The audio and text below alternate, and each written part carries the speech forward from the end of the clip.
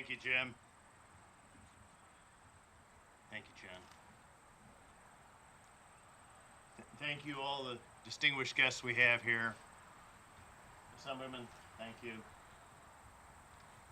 Assemblyman Angelino, I prefer to call you Sergeant Major. In my mind, that's pretty darn important.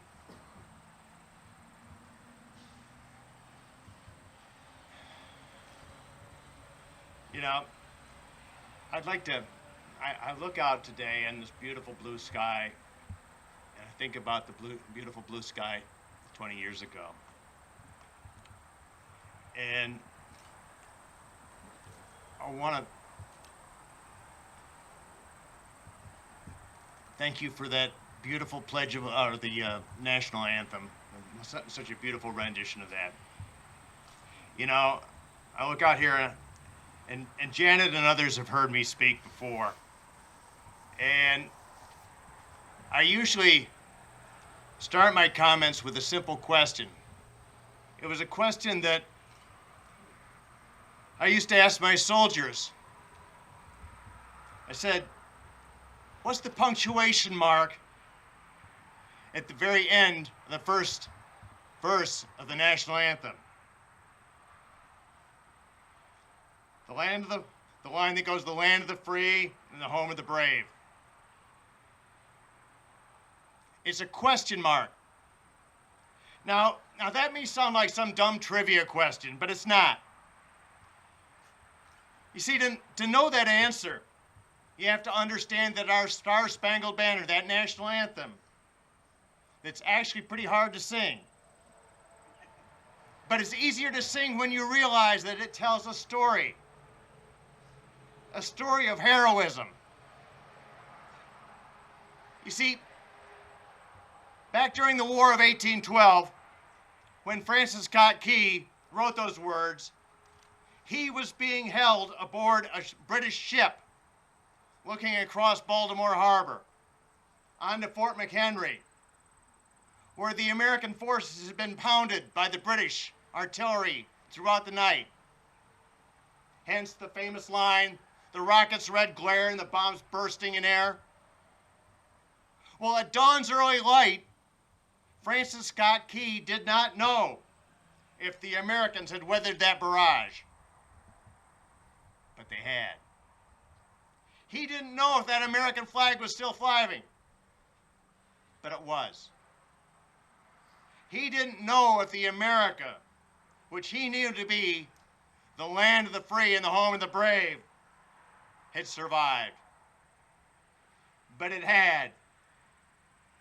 And I will tell you that as long as we have patriotic folks like we have here today, that flag will fly over the America that we love for a long, long time.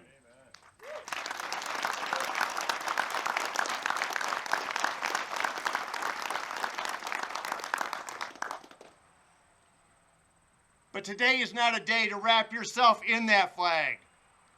Today is not a day to convince yourself or others that you just happen to be more patriotic than they are. No, not today. Today is a day to reflect.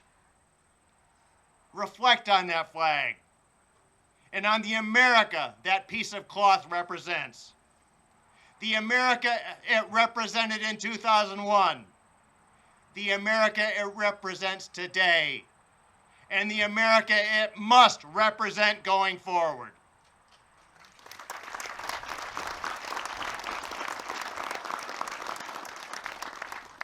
Now, the Webb family and the Lennon family have known each other and been friends for decades. So I was lucky enough to get kind of a sneak peek at that beautiful memorial down by Route 12 a few days ago, just as they were putting on the last letters.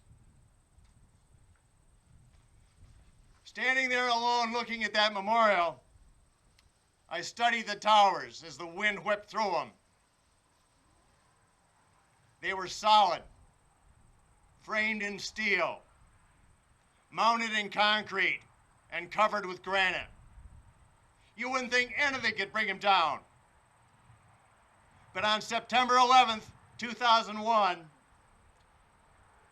the two full-scale structures that they represent, made largely of the same materials, concrete, steel, granite, towers that we perceived had never be taken down, indestructible, but they came crumbling down. They were brought down by pure evil. Terrorists who had twisted and perverted the religious doctrine of Islam to intentionally and viciously kill thousands of men, women, and children.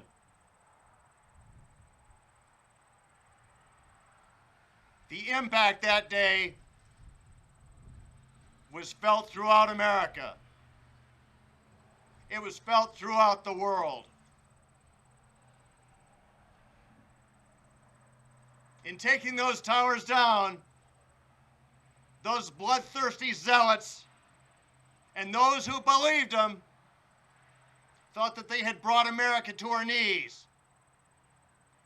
But they were oh so wrong. You see, what those terrorists couldn't bring down was the soul of America, grounded in something stronger than concrete and steel, something written on flimsy parchment hundreds of years before, the words of our Constitution. That Constitution is the true foundation and the soul of our country. A country which for nearly 230 years since the crafting of that Constitution in Philadelphia has been the real America, the beacon of millions, many of them from the same countries that had been the home of these terrorists, of these barbarians. It's the beacon for those yearning to be free, to live the life, liberty, and the pursuit of happiness promised 230 years ago. And those barbarians couldn't bring down the spirit of America or our commitment to protect her. Just like in the time of Francis Scott Key and the War of 1812. It was the American tenacity, the American spirit, and in the days since, the American resilience that enabled us to weather that attack. And it's that American spirit that has caused those firefighters and those first responders, thank you guys, to rush into the unknown.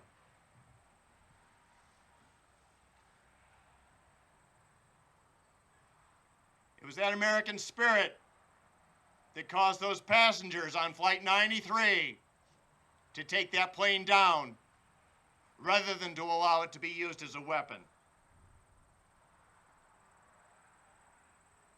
And speaking as a soldier, it's that spirit and that soul that have resulted in hundreds of thousands of my teammates, America's best and brightest, voluntarily raising their right hand and writing a blank check to defend the American soul.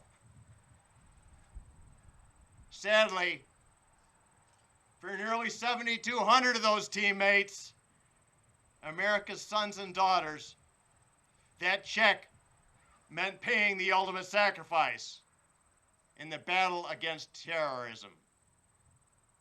In Afghanistan, Iraq, Syria, Jordan, the Levant section of the Mediterranean, and in portions of Africa. It has meant tens of thousands who will forever bear the scars, psychologically and physically, of that battle. Ladies and gentlemen, we are in a war that is far from over. we only deceive ourselves, embolden the enemy, and make ourselves more vulnerable if we believe that some date on a calendar in Washington, D.C., or written in the history books has any real meaning to our adversary whose purpose is to take us down. Many Americans, some of whom weren't even born on the day that those beautiful towers came tumbling down, are continuing to serve today, writing those blank checks, checks to underwrite the magnificence of America,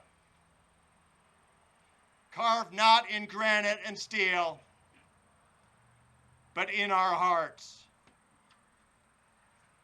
Today, I ask as you look out on these towers, you see not just a memorial to the past, not just a memorial to that day 20 years ago, but a testament to who we are today and a glimpse of what we must be in the future.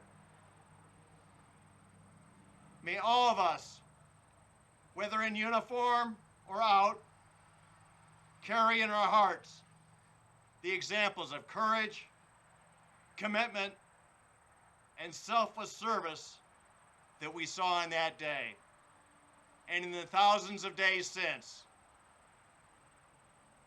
May we be inspired. May we be resilient.